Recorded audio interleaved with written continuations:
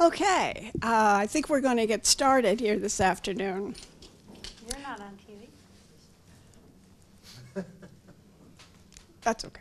There you go. I'm Barbara Wysocki, the president of the League of Women Voters of Champaign County. I want to welcome everyone to the second in our series of county community conversations examining the impact of life in Champaign County as a result of the failure of the state of Illinois to produce an annual budget. Today we turn our attention to the impact of state decisions on our local municipalities and county government. Not only is Illinois working without a budget for the last fiscal year, but a stopgap measure approved this summer is about to expire in a couple of months. To date, there are no negotiations regarding the next 6 months in progress.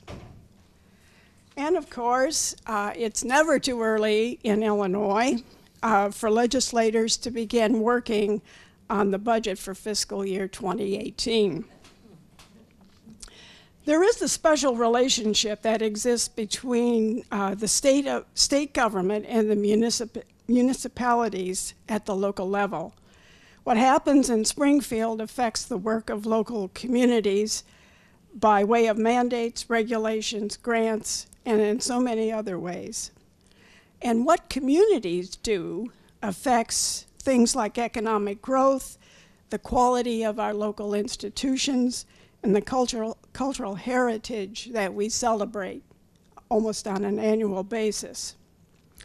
Our panelists will talk about that relationship between the state and our local communities and how the latter are responding to these challenges. Our panelists today are Ray Cunningham, who is the mayor of Homer, Illinois.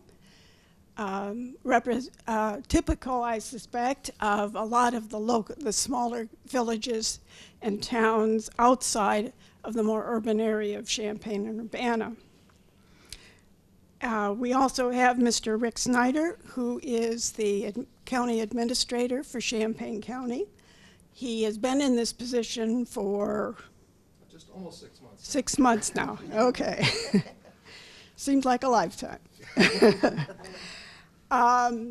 Next is Laurel Prussing, who is the mayor of Urbana, and Ms. Deb Finan, who is the mayor of Champaign. So I want to just start by putting to you all some general questions to get our discussion going here, and then later on we'll open it up to questions or comments from our audience. As you kind of look at the landscape, not necessarily the physical one, but maybe the human one as well, what do you see as the most persistent challenges that face your particular government unit in this current environment? I think for the town of Homer, for the village of Homer, it's uncertainty. And this really comes down to planning, any kind of budgeting that we do. Because when we have our budget sessions, we'll say, but can you be sure that the tax revenue, the motor fuel tax, can you be sure that you will get it? So planning for us has been difficult, and so that, for me, uncertainty is what we're experiencing. I think, and this is not unique to Champaign County, but I think that the emergence of so many unfunded mandates coming from the state and federal government, and it could happen through the legislative process, or it could happen from an unelected bureaucrat. We've had issues with, for example, there was a recent Supreme Court decision that found a law unconstitutional that included large increases for juror pay. Well, when the General Assembly did that, they didn't include any additional revenue for the county to pay for those, and that was about a $200,000 a year hit. We're also dealing with things from the Clean Water Act. The county needs to produce a survey of the county of any illicit discharges in the waterways and come up with mitigation plans. again, something that we don't have a dedicated staff member to do, but we're going to have to find a way to pay for that. I've been in local government most of my time, but also in the legislature for a term. And what strikes me is at the local level, we really have to do things for real. And in state government, it's a question of what's for real and what's for show. And I think some of the things that are done in the legislature, like the State Mandates Act, I was the county auditor in this county when they passed the State Mandates Act, that if something was going to impact local government, they were going to provide the funding for it. I was so happy. But it has never been implemented. Everything that affects local government, they waive the State Mandates Act. So I have the feeling that we're on our own, and I think this county has a really good record of the local governments cooperating with each other. And one thing that Urbana and Champaign have, which is extremely useful, is home rule. So we can, actually tackle some of the issues. But I think we just have to realize the state is not going to do anything for us. They're just going to put up things like, let's completely fund highways without acknowledging the fact that if they do that, they're going to take money from other sources, which would probably be things like the local share of the income tax. So I'm going to take a little bit different look at this, and I would say from my perspective, one of the hardest things is the hit to our local nonprofits. And so when you look at their lack of funding, therefore the lack of services that they can provide, that begins to impact on the city as we try to step up and fill those gaps. And our service needs change. We may have higher police calls or something else. And so not funding our social services within the community or not adequately funding them has an impact on us. We have been able through I have Molly Talkington from our finance department, but we have an amazing finance department. We have managed the uncertainty. I'm not quite sure how we've done it, but we have. And we are in fairly good fiscal shape as a city, despite the fact that the state government is a mess. There are certainly areas where we can use more funding, and we wish we knew if we were getting funding. But the impact on our local nonprofits is just kind of unspeakable. Could each of you give our audience a maybe more concrete example of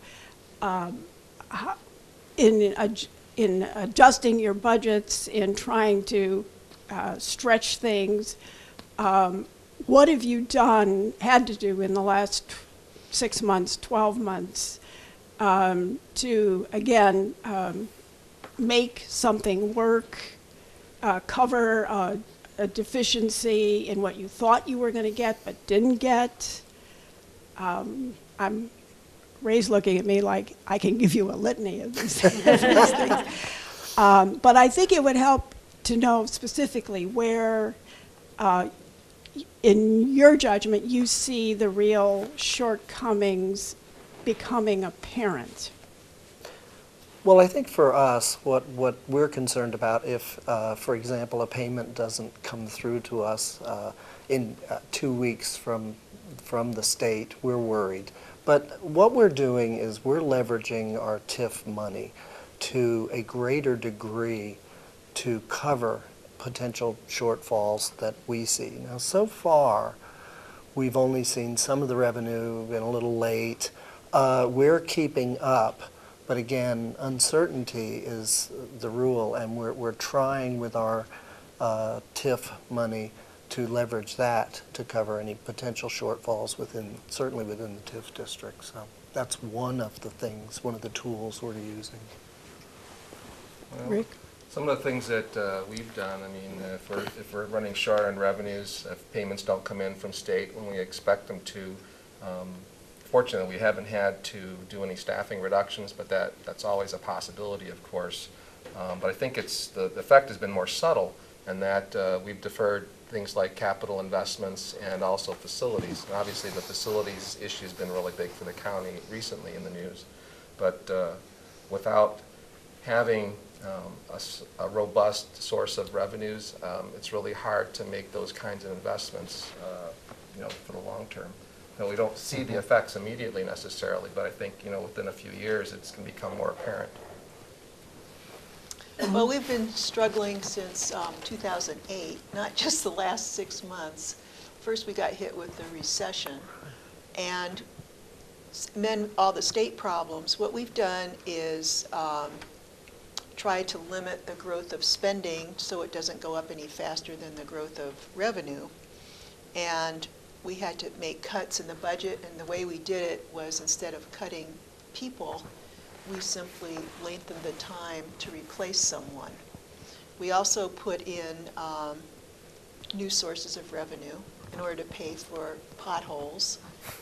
We couldn't really have designated potholes. This pothole filled by the Foster family with a little plaque or something. So we did a daring thing, and that was to have a local motor fuel tax. And that's worked very well. No one ever complained about it. We put signs up saying this project funded by our local motor fuel tax, and nobody's ever criticized it, because I think people are willing to pay taxes if they can see the results. And we did a number of other things. We actually cut our levy when the hospitals quit paying their property taxes, because we knew this was going to increase everybody's total tax bill. So the share that the city has actually gone down. It was about 15%, now it's about 12% of the total tax bill. Goes mostly for schools and for parks, but the city has more flexibility than the school district or the park district. We're very fortunate because of home rule. So we raised the hotel motel tax a little bit. We raised a food and beverage tax, but basically we balance the budget by cutting spending and raising revenue. I do think, Mayor Pressing talks about road projects, and one of the things, having no capital bill, and so not having funding, and then for a while the feds hadn't passed a transportation bill, and so much of our local money is matching funds. We don't do major projects on our own, but we do them in conjunction with the federal government and the state government, and so that delays road projects. Currently we have neighborhoods near our Kirby Avenue bridge who really would like to see that redone, and we had a meeting with IDOT. And, we're probably 10 years out on the IDOT plan for being able to redo that bridge. And, because structurally it is sound, it's just that it's unsafe because it is so narrow. And so we're seeing that impact. With respect to cuts, I think Mayor Pressing is correct. It's not just the last 6 months. We cut $10 million out of our budget between 2007 and 2011. We really made those hard decisions as the recession was occurring. And what it means for us now is, although the city is starting to recover and our revenues are starting to get better, we still aren't doing as well as we should be because of the state. And so now, when we could have been adding back in some of the services that we cut, we're in a position where we're mostly holding steady because we're doing all right, but the state is not. And as we go forward, what strategies are you even thinking about as far as moving on, again, with the welfare of your local communities in mind? I sort of heard two of you say that you're just not going to depend on state resources as you had perhaps a few years ago. Are you consciously thinking about new ways in which you can provide those basic city or town services, but maybe doing them in a different way? I know for us, one of the actions I took when I became mayor was to enlarge our TIF district for that very reason. And what I'm looking to do now is to lengthen the time of that. And I think our margins are very small, so anything that we can do, a few $1,000s here, reductions, anything we can do has impact. So I think that looking at extending our TIF district lifetime is one of the things that I think we'll look to do. But fiscal responsibility is one of the things we've always had, fortunately. So we've been fairly solvent. But I must say the margins are small. I notice my colleagues in township government are suffering as well. But we've been able to hold our own. I'm so nervous about that uncertainty. Suffering how? How are those townships? Oh, well, they seem to be impacted more by this than we are. We have more flexibility.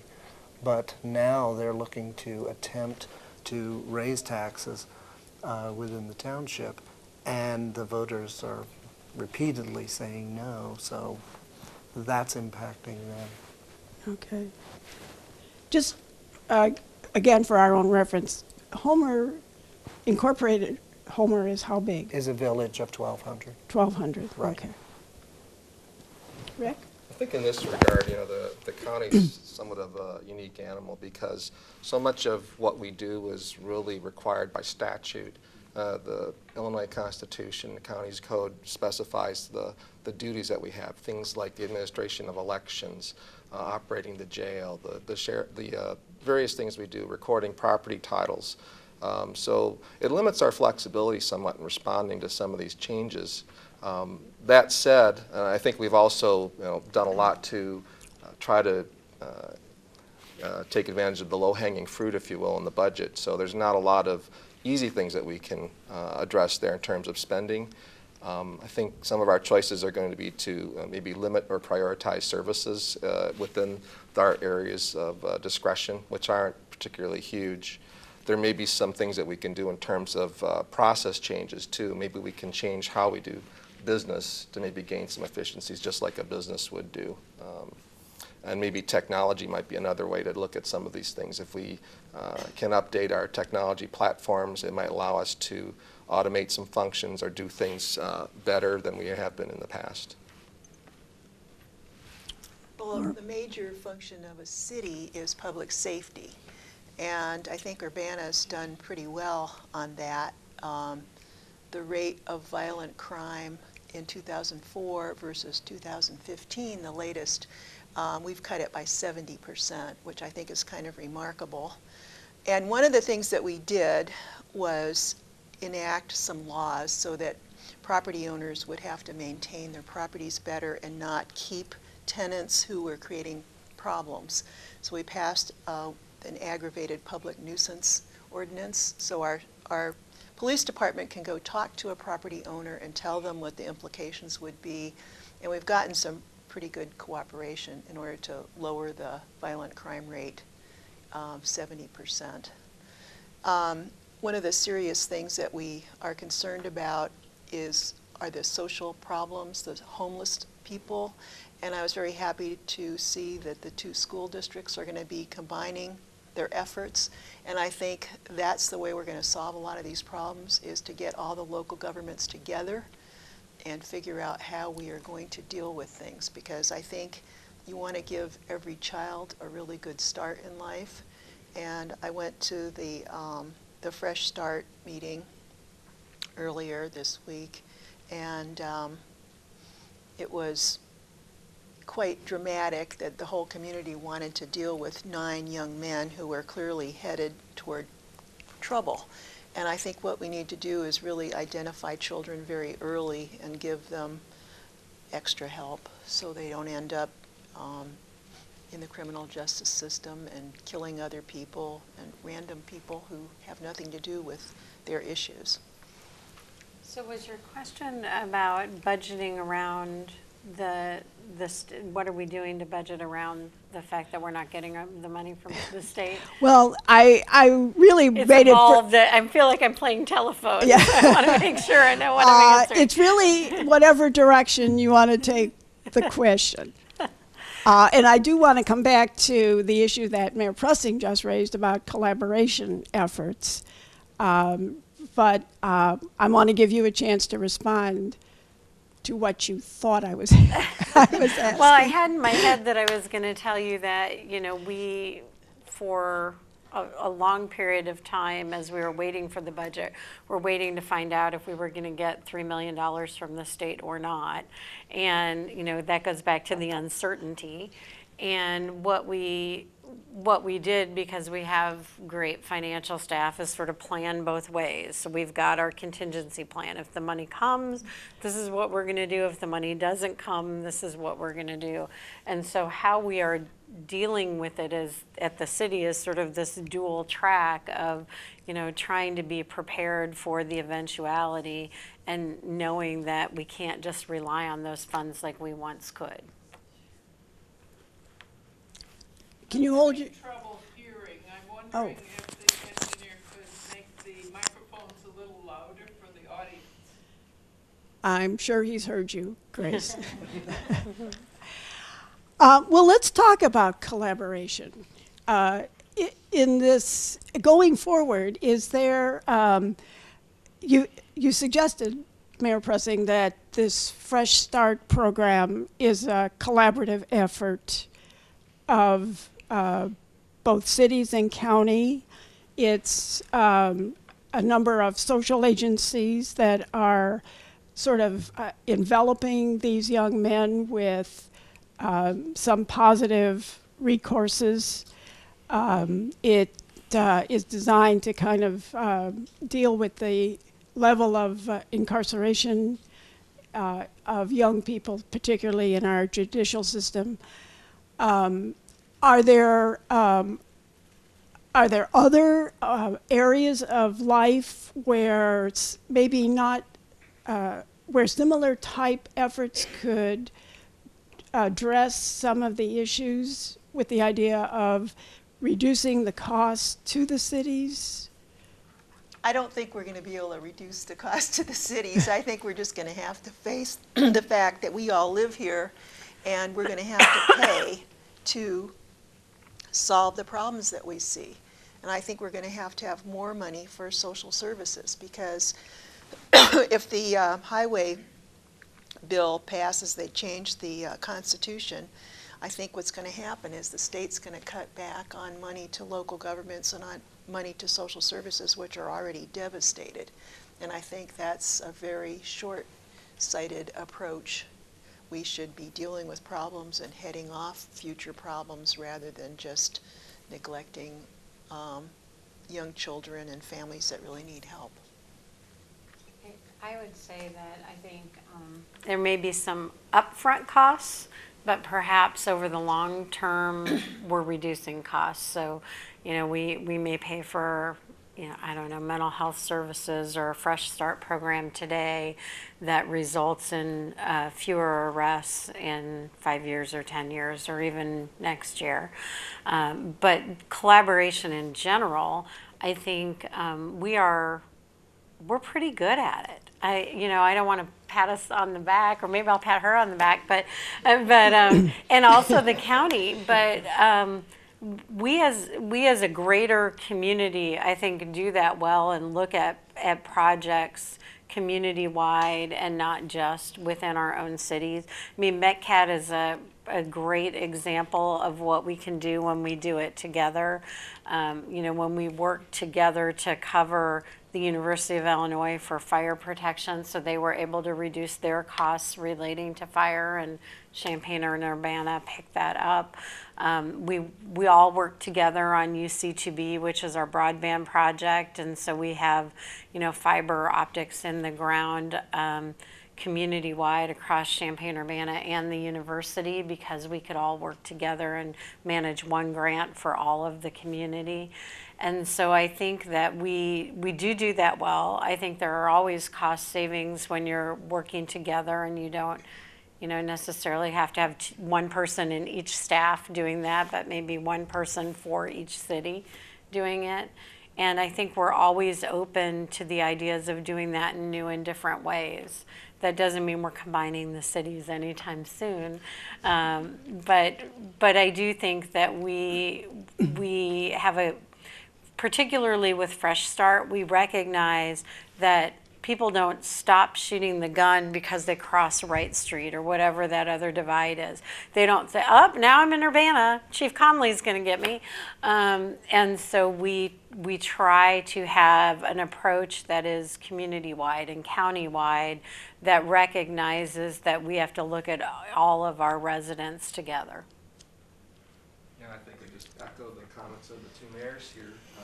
I think that the local governments do collaborate very well here. I'll add another example is the Geographic Information System Consortium, which is 7 entities, I believe, cooperating, including the university. It's something that it makes a lot of sense to work together on.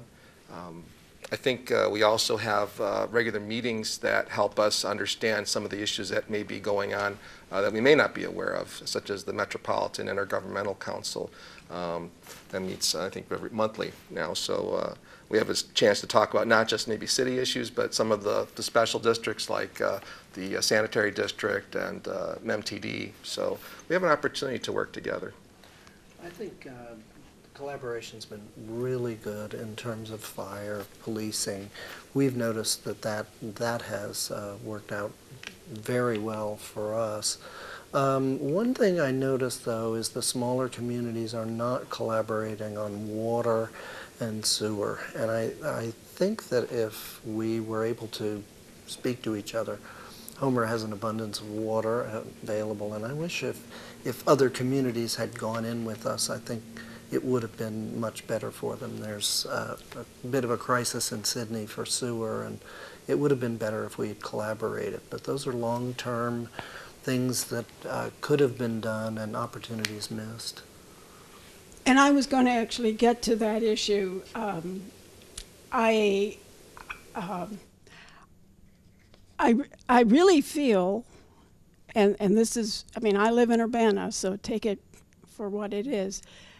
I really feel that somehow we're not pulling together as much when it comes to the vitality and the sustainability of some of our local rural communities.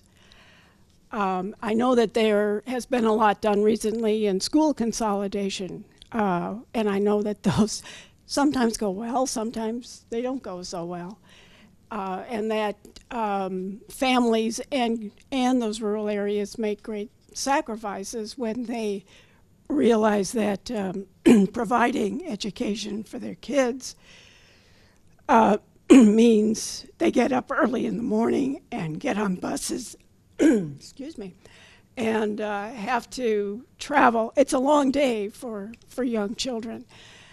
And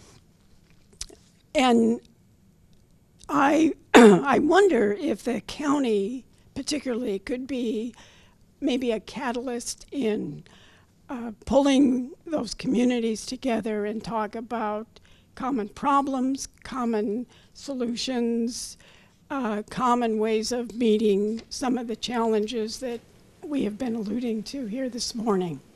School consolidation has always been one of the issues, obviously, in Homer. It certainly has been in the past, but I think it needs to be revisited for the rural areas.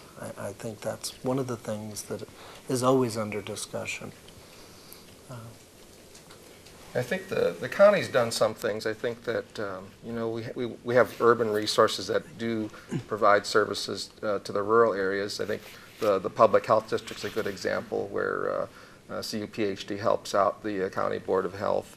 One of the other areas we've talked about recently is in the area of behavioral health services.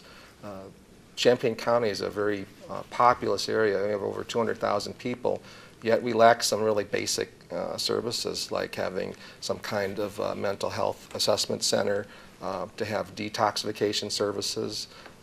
Most places in the country have these things, and yet we haven't been able to do that. But I think the effort required to put that together is going to have to be collaborative. It's going to have to include the cities and other entities to work together on this. Well, we have the Regional Planning Commission, and maybe the smaller communities might want to join that. That's been very powerful. We work together on transportation planning, and I think that this county is known nationally as being one of the best in terms of planning for transportation. And in this mix of collaboration, is there a role, a position for more work with the university? Or Parkland, or? So I was at, and Mayor Pressing was there too, although I don't know if she went to this meeting at U.S. Conference of Mayors in June. And I went to the college and university town meeting. And there was a presentation by South Bend, Indiana, because they are working with Notre Dame. And they have classes that are specifically centered around collaboration with their cities. And the idea is that the cities are not just getting free consulting from the students and the professors, but that the students are actually learning and having the opportunity to have a client and work with the city on particular projects. They highlighted an engineering project that required the students to actually go out and meet with residents and design a solution in collaboration with the city and the residents. And they had students there talking about what an opportunity that was, because they basically were getting job skills through doing it. And the city ended up with this amazing engineering solution to a flooding problem that they had that was also something the residents wanted. They also had a group of students who solved an engineering issue for the city relating to their sanitary sewers, where I can't remember what the savings was, but it was in the millions that the city had thought it was going to have to spend to fix the problem, but the students were able to engineer a cheaper one, and the students are now forming a startup company, and they are selling that solution in other communities. So a long way of saying, yes, I think we should be collaborating more with the university. I think that there are untold opportunities there, both for us as the city and the community, but also for the university students. I think that the university it's a wellspring of innovation. And it's, we have the fortune of having one of the great universities of the world in our community. I think one thing that might help is maybe something along the lines of workforce development and looking at the business processes we use. One place I think that the public sector has remained relatively untouched is in the area of quality. If you're in business, you talk about things like Six Sigma, and that's not discussed at all really in municipalities or at the county or at the state level or the federal government, I think. And that might be one way that we can become more innovative and help stretch our dollars a little bit further. I would imagine that interns, student interns would be of great benefit in smaller areas. We've leveraged university students for many years, not only for local surveys, but for architecture projects, for a number of things. And anything, we're always thinking, well, can we get someone from the university to help us with this project? And we've had good collaboration with the university, so that's one thing that I think local communities can leverage in Champaign County. I think that Urbana certainly uses interns, but I think sometimes the university will take actions without pausing to think, how will this affect the local community? And I think that's an area that needs improvement. I think the new chancellor has a good attitude toward that, so I hope we'll do better. Okay. Well, we're going to open this up for questions from our audience. Feel free to maybe expand on some topics that have been raised here already, or if there's something else that perhaps we haven't touched on that you think might be pertinent to this particular discussion. So I will circulate a microphone. Anyone? Pat? I'm just curious, what do you folks do to exert pressure on the state when this kind of thing is happening for so long? I'd like to answer that. One of the things, because I live in Homer, it's a known Republican town, yet our village board had me send a letter to Governor Rauner expressing dismay over this budget. We did indeed, and I've made several calls to attempt to convey our dismay over this whole thing. So we've been a little more proactive. The Illinois Municipal League as well, and we've joined with them in when there's legislative action to be done, we do react, and that's, so we are making our displeasure known in the legislature and to the governor. I think you saw this morning in the News Gazette that there was a lead story about the county board chair, Patsy Petrie, who had sent a letter to Governor Rauner regarding the situation at the nursing home. So obviously that's one way we can talk to the politicians. We've also worked through some of our local representatives and senators to see what they might be able to do. Sometimes the issues can be administrative, and they may be able to get the log jam released, but it's a difficult problem. And as Ray has mentioned, I think working through some of the lobbying associations can help also. The Illinois Municipal League is really doing a great job in terms of protecting revenues for cities. They did that on income tax, they did that on 911 funding. And I've worked on a couple of projects trying to get other local governments to be in a coalition, because legislators will listen to their own constituents more than to anyone else.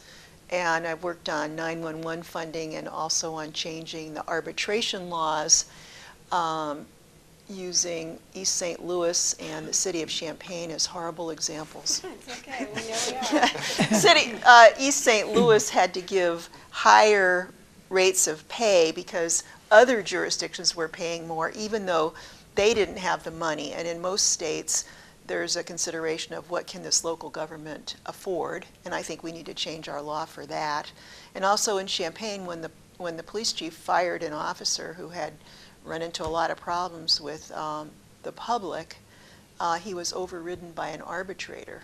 And I think the police chief should have the final say unless the police chief has overstepped his or her bounds. So I'm working on that with other local governments too, and have held some meetings around the state to get people aware of that issue.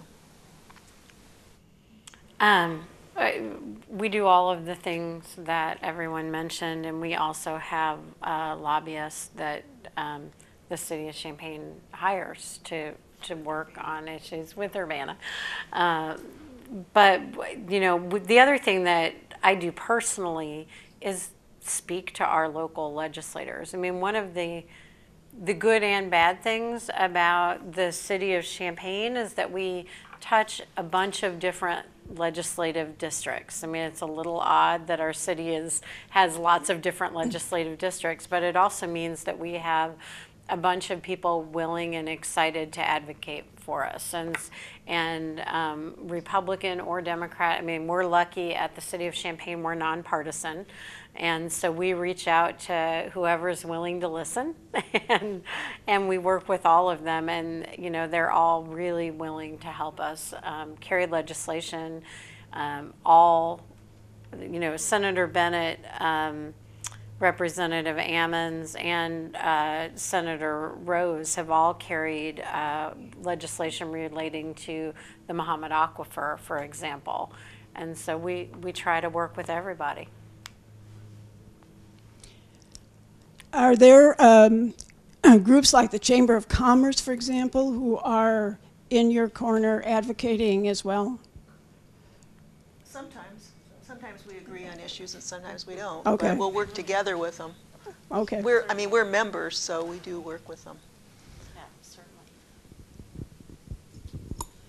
One of you mentioned that the referendum, which will be on all of our ballots, to change the Illinois Constitution in favor of spending, well, I'll let you tell me exactly what the referendum says, because I've read it, but I didn't memorize it.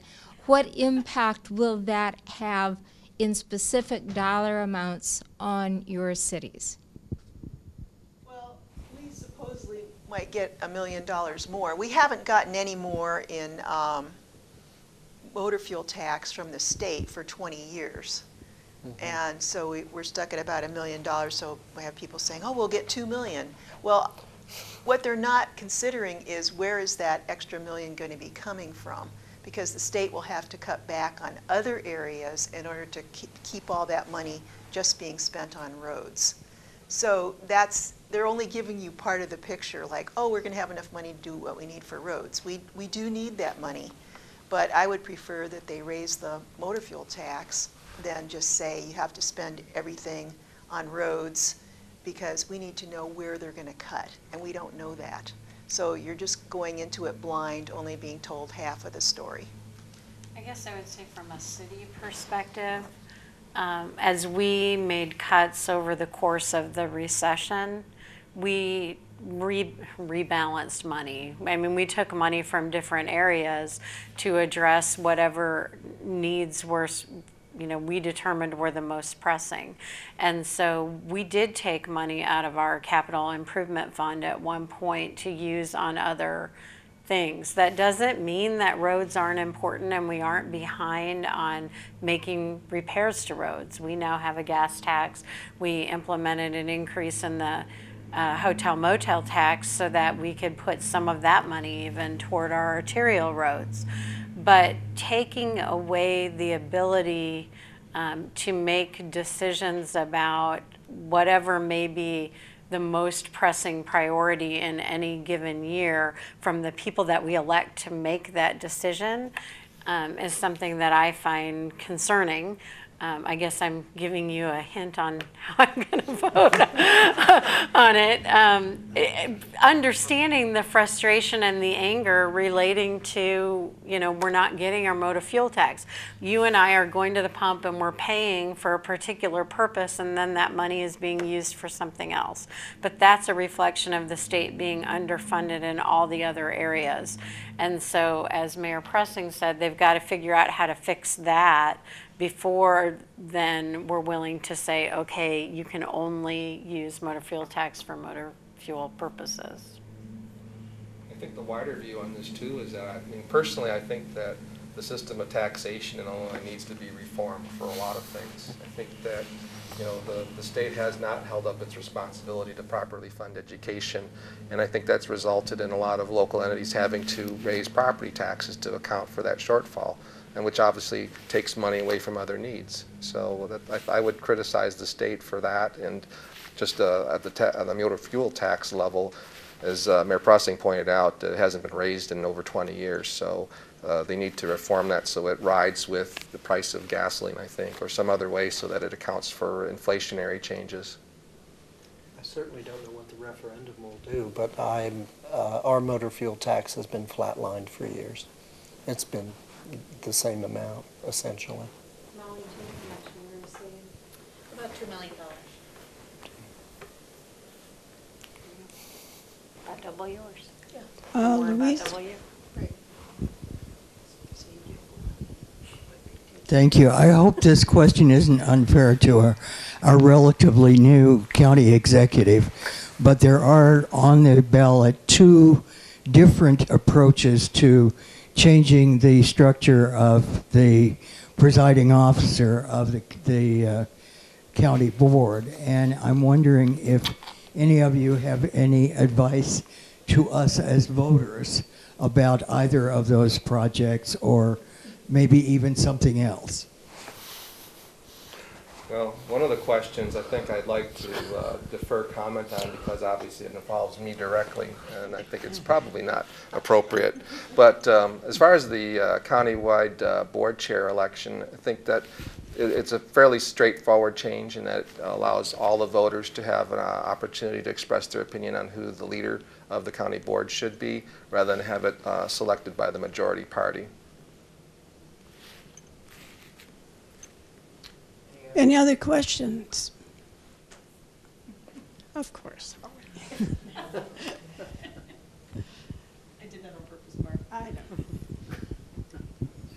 So you've talked a lot about how we work within the county and coordinate. What kind of organizations are you working with in the other counties that surround us or across the state of Illinois? For Champaign County, we have the United Counties Council of Illinois, which is both a lobbying group and also educational. So we are able to share information about what's going on in other counties. We participate in Illinois City Managers Association, which is more city-oriented, of course, but there are a lot of counties that participate in that. And again, we get to kind of pick the brains of people who are in both large and small counties across the state. I've worked with the Illinois Sheriff's Association on some issues, so I just try to figure who else would be interested in the topic and try to put together coalitions of local people. We also have Regional Planning Commission reaches actually beyond Champaign County, and so they do some work in other counties, and that's an opportunity as well. And thanks to Mayor Pressing, I'm involved in U.S. Conference of Mayors along with Municipal League. But that's been, the amount of information that we get from U.S. Conference of Mayors is really amazing. And they have information on grant opportunities, on, just how other cities are doing things, and, just sort of case studies for information. And it's been really worthwhile. I work with the Illinois Municipal League as well, and what we've done is we're working with our TIF attorneys in Bloomington that are in contact with other municipalities, and we trade information through the law firm and development group that we're associated with. So that's been really helpful. Okay. Any other? Yes.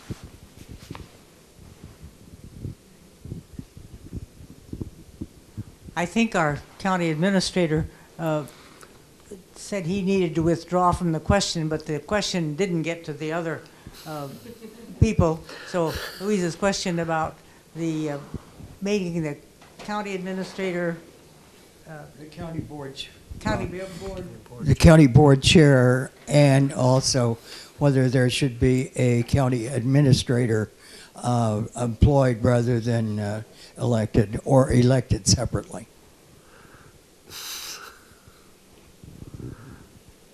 I really see don't a have an opinion on that. I wish I could offer more, but I think at this point I would favor electing the county board chairman countywide. In the past I've worked for an elected county executive, but I thought this county should be home rule, and it was defeated on that issue. But I just think that local control is much better.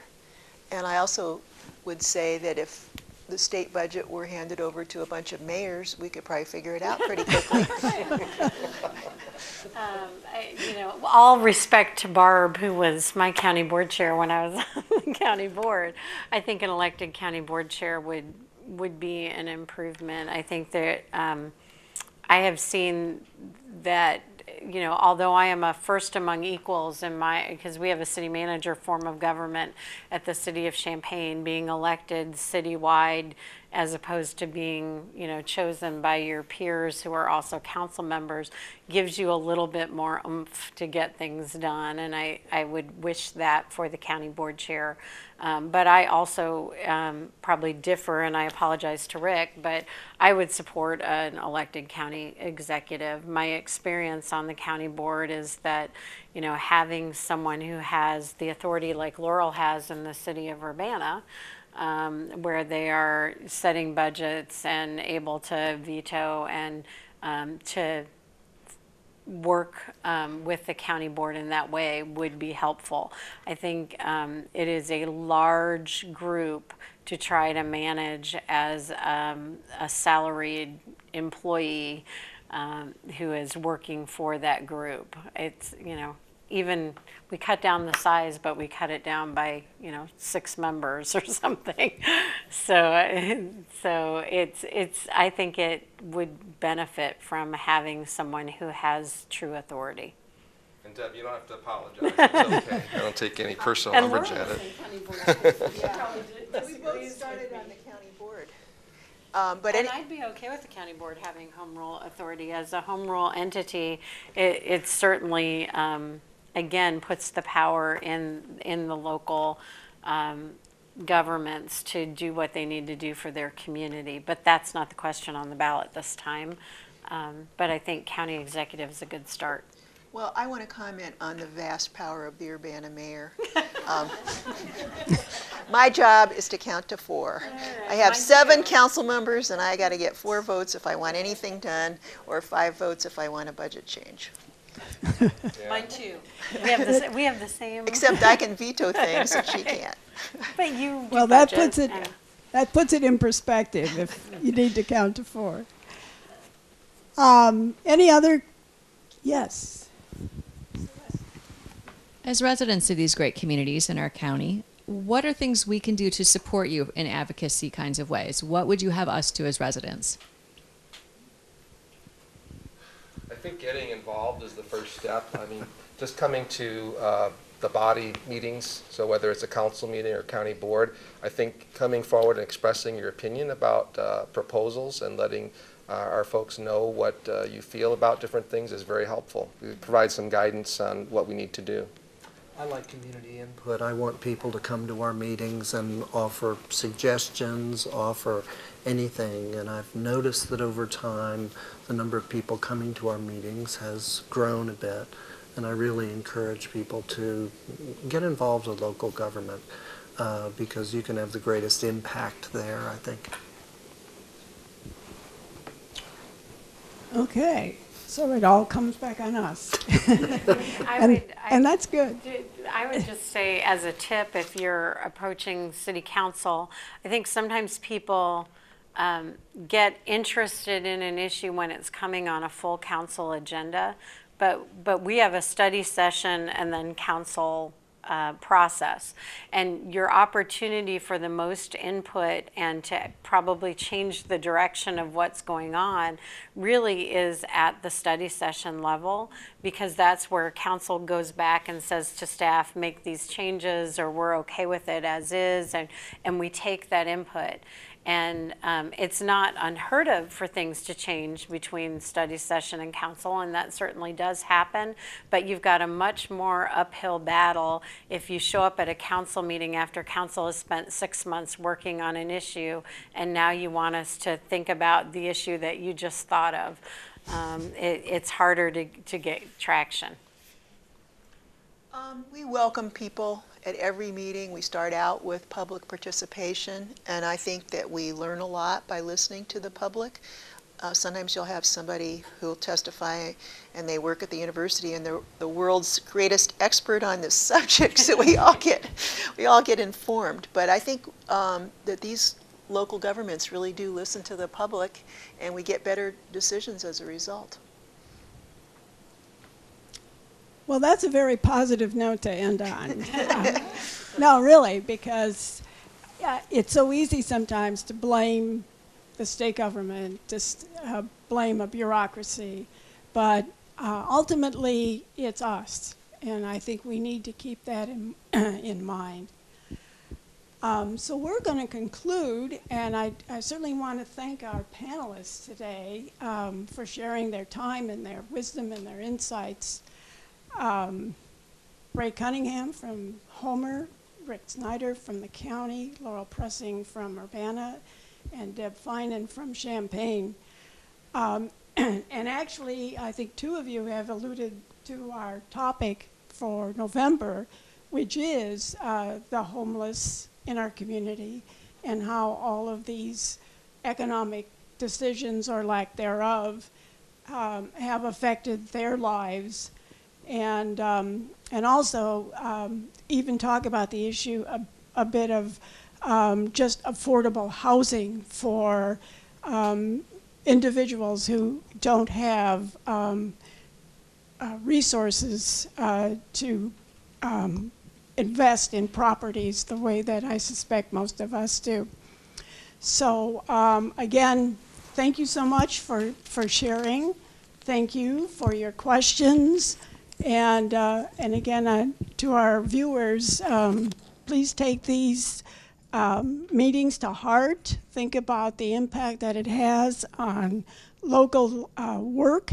And there is an election coming up soon, so get out to the polls and vote. Thank you.